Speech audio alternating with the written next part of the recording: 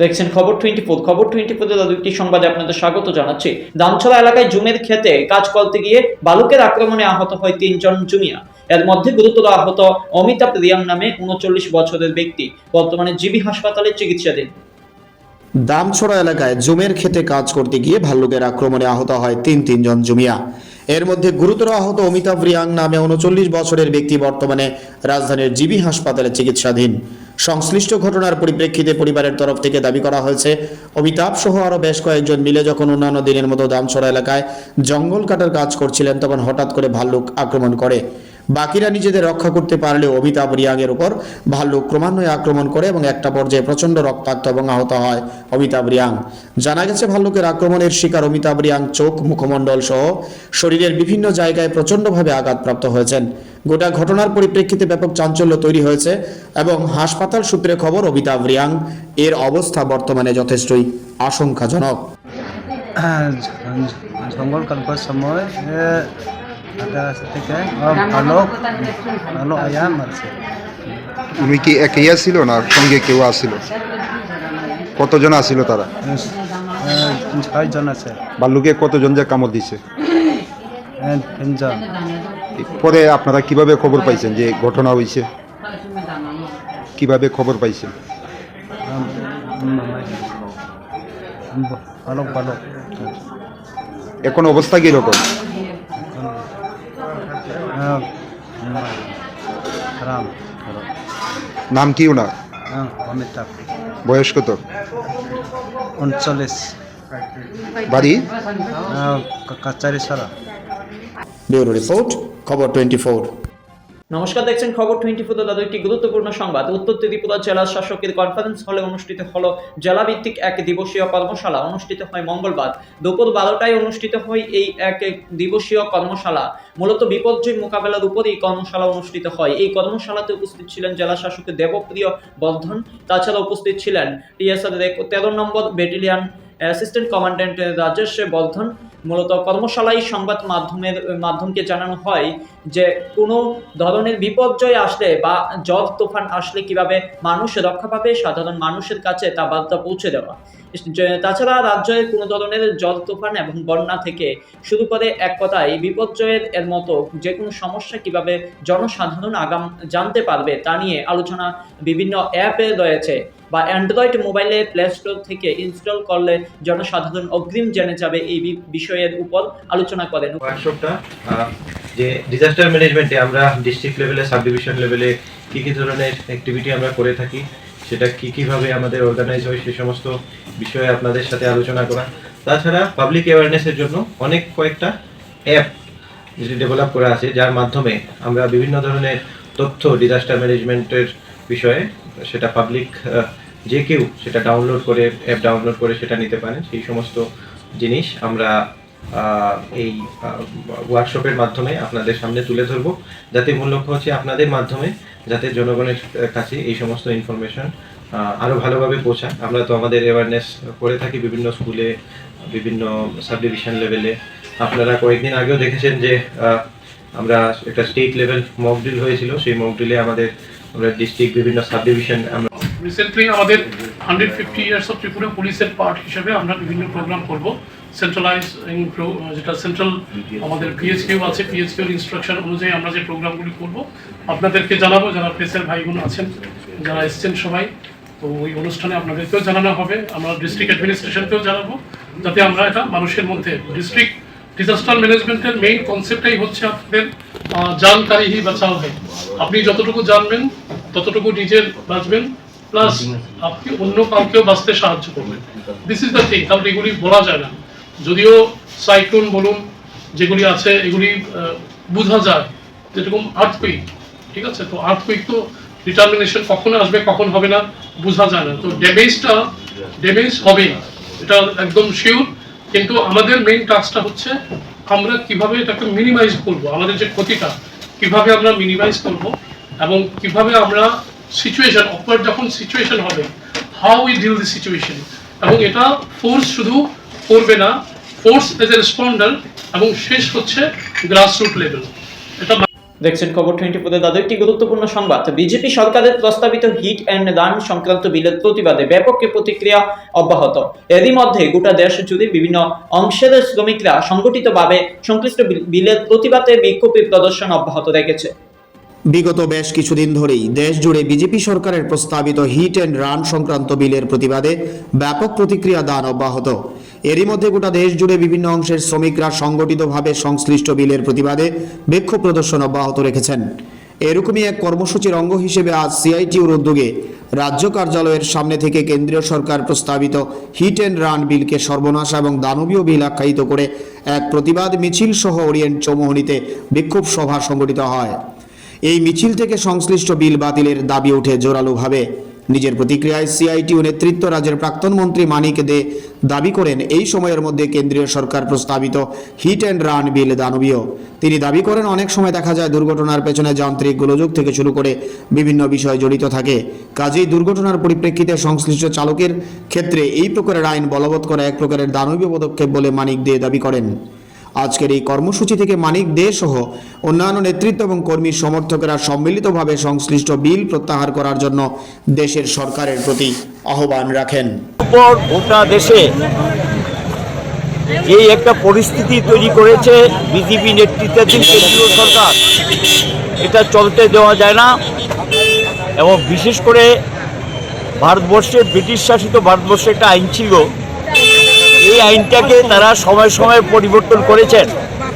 1988 সালে একটা পূর্ণাঙ্গ আইন পরিণত করেছিলেন। এটা অ্যামেন্ডমেন্ট করার পর 2019-এ আবার অ্যামেন্ডমেন্ট করেছেন। 2022-এ গিয়ে এটা 2019-এ যে আইনটা করেছেন 2022-এ গিয়ে একটা রুলস জারি করেছেন, যেটা ভয়ঙ্কর বিপজ্জনক। গোটা দেশে এখন পরিবহন আছে এমনিতে 50 লাখ কিলোমিটার নেটওয়ার্ক, 33 কোটি গাড়ি, মোটর ভেহিকেল সহ গাড়ি, আর ওই টু হুইলার সঙ্গে আছে 33 কোটি। 21 কোটি হলো টু হুইলার, তারপর ফোর হুইলার এবং তার বেশি হলো গিয়ে 7 কোটি। 90% নির্ভর করে রোড ট্রান্সপোর্টের উপর, মানে সড়ক পরিবহনের উপর। পণ্য পরিবহন, যাত্রী পরিবহনের উপর 90%, পণ্য পরিবহন ভারতবর্ষে 65% নির্ভর করে সড়কের উপর, সড়কের উপর। তো স্বাভাবিক কারণেই এই যে নেটওয়ার্কটা, বিশাল নেটওয়ার্ক, এই নেটওয়ার্কটার মধ্যে রোড অ্যাক্সিডেন্ট হোক এটা আমরা চাই না। এতে যারা রোড অ্যাক্সিডেন্টের অনেক কারণ থাকে। একটা হলো গিয়ে পরিবহন যারা পরিচালনা করেন তাদেরও ত্রুটি বিচ্যুতি থাকতে পারে, পথচারী ত্রুটি বিচ্যুতি থাকতে পারে, রাস্তা খারাপ থাকতে পারে, সরকার রাস্তা ঠিকমতো সারাই করেন না, রাস্তা খারাপের জন্য দুর্ঘটনা হয়, অর্থাৎ অসাবধানতা হয়, আর অনেক সময় যান্ত্রিক ত্রুটির জন্য হয়।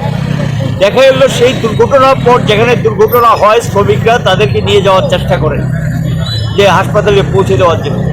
এখানে গিয়ে দেখা যায় পারমুখী জনতার হাতে আক্রান্ত হয়, জীবননাশ ঘটে এবং তারা সেখানে রক্তাক্ত হয়। এই কারণে ইচ্ছা থাকলে অনেক ক্ষেত্রে পারেন না। এখন যে আইনটাকে সংশোধন করে যেটা করেছেন বিপজ্জনক দানবীয় আইন, যে 10 বৎসর জেল, 7 লক্ষ টাকা জরিমানা, অনাদে আরও জেল। এই যে আইন, এই আইন কোনো অবস্থাতেই মেনে যাওয়া যায় না। সারা ভারতবর্ষে এটা প্রতিবাদ চলছে এবং গোটা দেশে ইতিমধ্যে বিভিন্ন জায়গাতে গাড়ি বন্ধ করে রাস্তা জাম করে প্রতিবাদ করছেন। বিজেপি সরকার বলেছে যদিও যে এটা স্থগিত রাখবে, কিন্তু এই কথা আমরা বিশ্বাস করি না।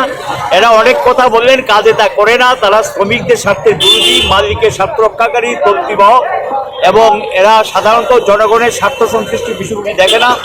এবং শ্রমিকদের বিরুদ্ধে তারা কার্যত যুদ্ধ ঘোষণা করেছে শ্রমজীবীদের বিরুদ্ধে, এবং ইতিমধ্যে তারা লেবার আইনও সংশোধন করে শ্রমিকদের বিরুদ্ধে এগুলো করেছেন। একদিকে মজুরি পায় না, একদিকে গিয়ে নানা ধরনের দেখা যায় আফিং পাস করবে, আফিং পাস করে দিচ্ছেন, গাঁজা জাতীয় দ্রব্য, নেশা জাতীয় দ্রব্য পাস করছেন। গাড়ির ভিতরে কি আছে শ্রমিকরা জানে না, অ্যারেস্ট হয়, জেলখানা যায়, ছুটে আসে, এবং তার পরিবারও জানে না কোথায় আছে, কোন জেলে।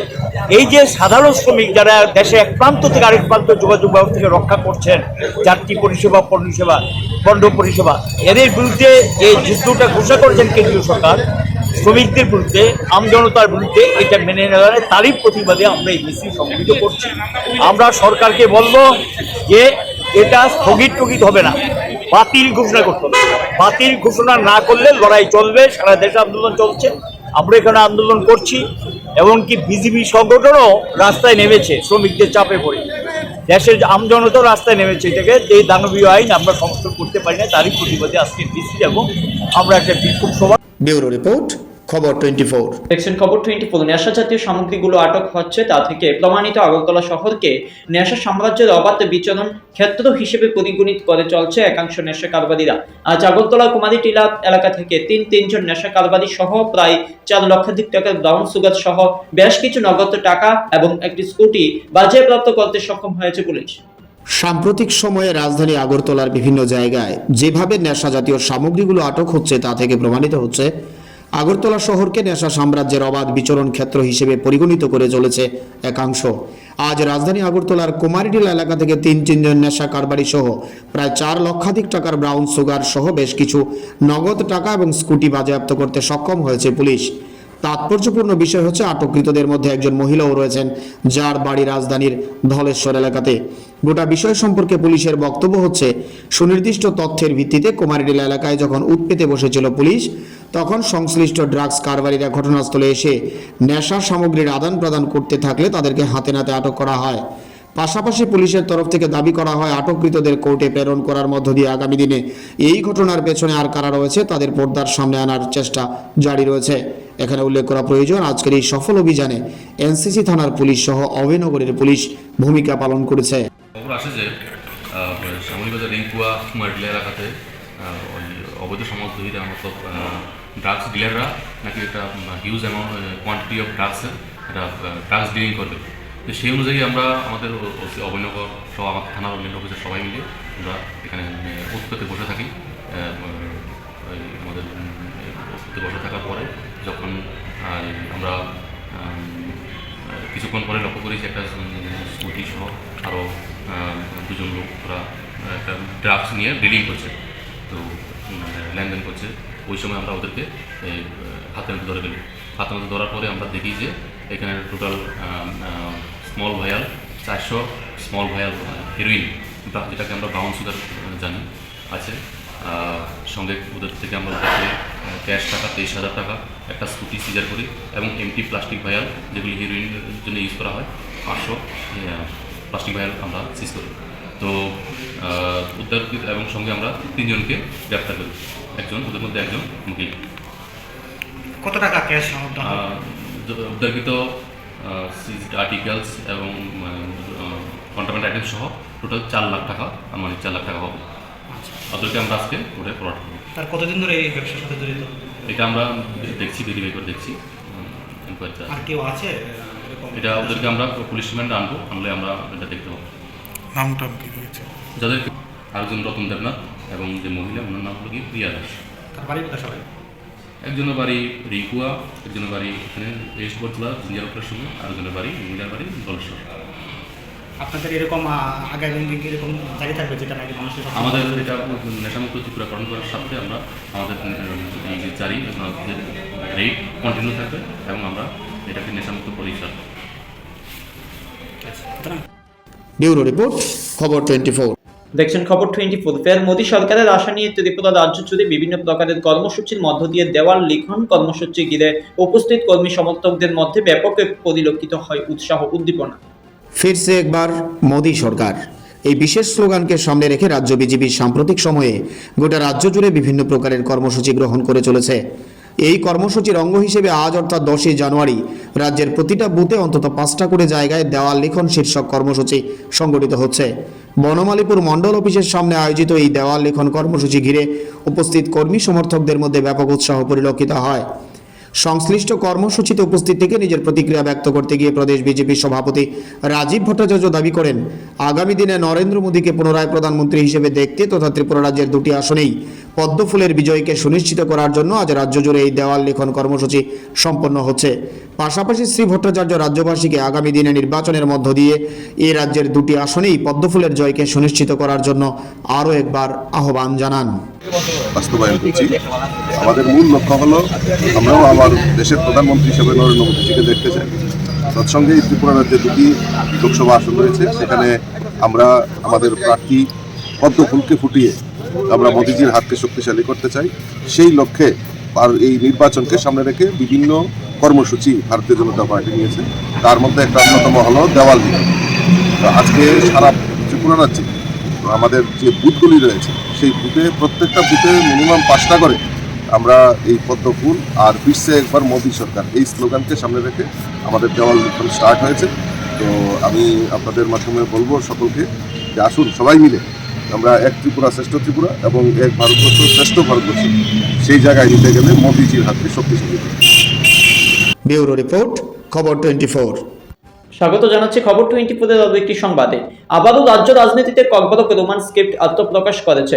আরও একবার ককবরক রোমান স্ক্রিপ্ট চালুর দাবিতে সার্কিট হাউসের সামনে আন্দোলনে সামিল হতে দেখা গেল ত্রিপুরা স্টুডেন্ট ফেডারেশনকে। সার্বিক দিক বিবেচনা করে আগামী দিনে অনতিবিলম্বে ককবরক রোমান স্ক্রিপ্ট চালুর দাবিতে ত্রিপুরা স্টুডেন্ট ফেডারেশন আন্দোলনের মুখর থাকবে বলে দাবি করেন। বেশ কিছুদিন চুপ থাকার পর আবারও রাজ্য রাজনীতিতে ককবরক রোমান স্ক্রিপ্ট আত্মপ্রকাশ করেছে।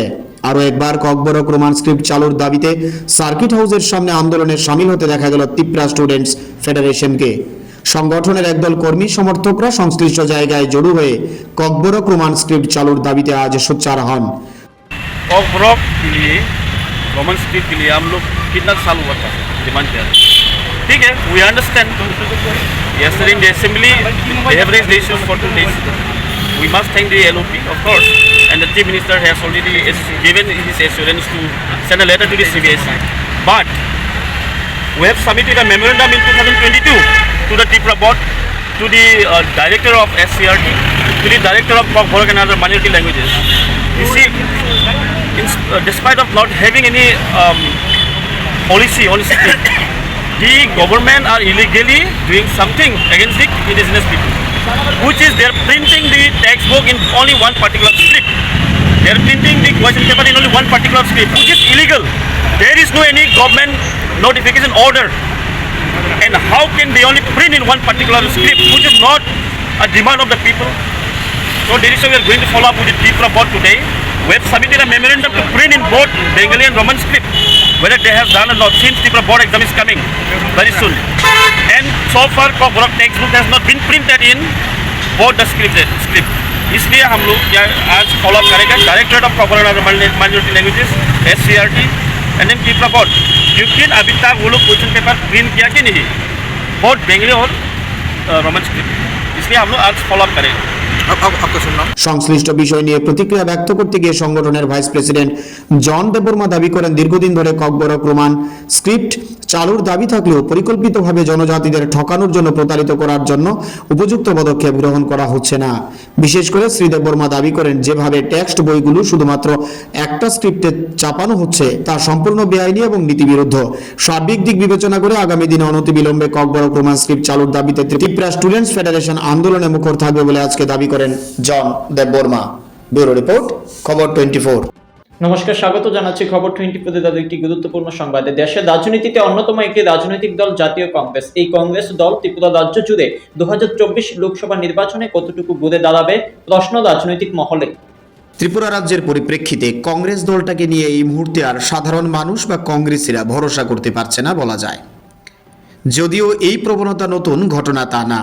1993 সালে রাজ্য থেকে ক্ষমতাচ্যুত হওয়ার পর তদানীন্তন সময় থেকে শুরু করে আজ পর্যন্ত দলের শীর্ষস্তরের নেতৃত্বরা আদতে কি করতে চাইছে তাই পরিষ্কার নয়।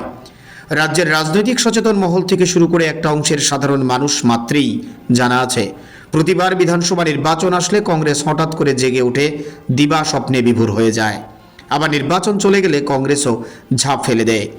একই চিত্র পরিলক্ষিত হয়েছে সদ্য সমাপ্ত 2023-এর রাজ্য বিধানসভা নির্বাচনে। এই নির্বাচনে বামেদের সাথে নিয়ে কংগ্রেস ব্রিগেড স্বপ্ন দেখছিল ক্ষমতার অলিন্দে আসীন হবে। তবে নির্বাচনের মধ্য দিয়ে রাজ্যবাসী প্রমাণ করে দিয়েছে এখনও কংগ্রেস রাজ্যের সিংহভাগ মানুষের অপছন্দের তালিকায়। এখন প্রশ্ন হচ্ছে, সামনেই লোকসভা নির্বাচন, এই লোকসভা নির্বাচনকে সামনে রেখে কংগ্রেস কতটুকু ঘুরে দাঁড়াতে পারবে বা কংগ্রেসকে আঁকড়ে ধরে এগিয়ে যাওয়ার জন্য সাধারণ মানুষ কতটুকু ভরসা পাবে।